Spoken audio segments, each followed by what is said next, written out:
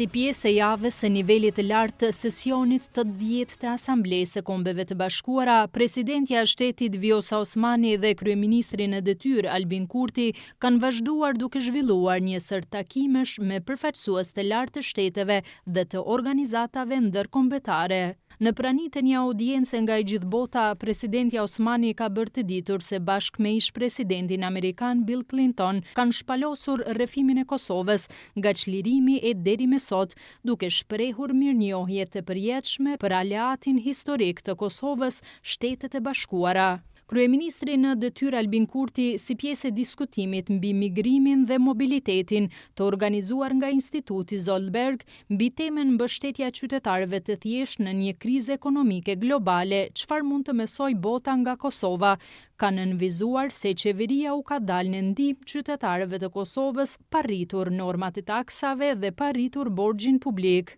Kurti ka prezantuar qasjen e qeverisë që drejton në përballje me krizat globale dhe kanalizimin e ndihmës drejt atyre që kanë më së shumti nevojë, e cila mund të shërbejë si shembull edhe për shtetet e tjera, të cilat kanë përjetuar të njëjtat sfida. Duke folur rreth masave të marra si kundërpërgjigje ndaj inflacionit, Kurti ka nënvizuar nevojën për ndaljen e rritjes së mëtejme të saj, frenimin e rritjes së çmimeve të importit dhe interesave të korporatave të manifestuar